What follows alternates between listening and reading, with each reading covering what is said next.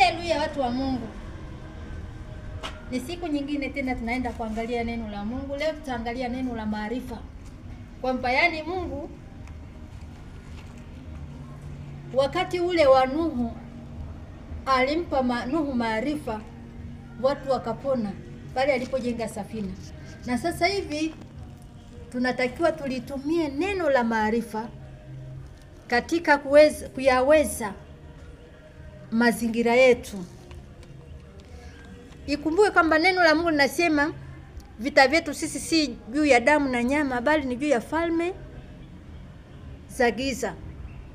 Sisi tunapigana vita vya kiroho, wala hatupigani vya kimwili.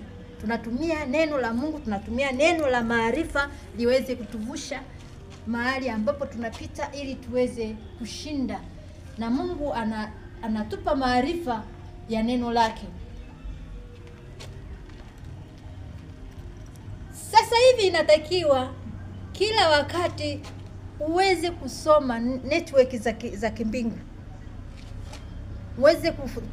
Uweze kujua vitu ambavyo Mungu anaongea na wewe kila wakati, ili uweze kufahamu ni maombi ya namna gani ambayo utayaomba. Kuna wakati mwingine upload za kimbingu Mungu anaweza akakuonyesha kwenye ulimwengu wa roho, kwenye mazingira yako, ukaonyesha buibui, lakini ukaonyesha mnyama mkali, ukaonyesha wanyama wakali. Unaweza ukaona chui, unaweza ukaona simba. Kitu cha kwanza ambacho kinatakiwa uwe unaelewa, unatakiwa kwanza uwe msomaji wa neno la Mungu. Ukisoma neno la Mungu unaweza ukawajua wanyama ambao wameandikwa kwenye Biblia. Kwa mfano ukaona mnyama simba, utajua kabisa ni mnyama ambaye ana heshima ya kimungu. Ukienda kwenye neno la Mungu kwenye kitabu cha Ufunuo,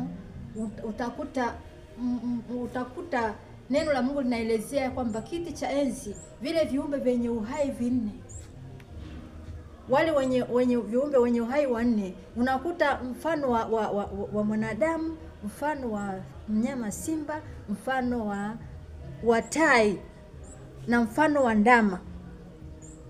Kwa maana sasa yani tunachotakiwa sasa, tunatakiwa tuwe wasomaji wa neno la Mungu, ili zinapotokea upload za kimbingu uweze kujua kabisa hii ni ndoto ambayo inatokana na Mungu.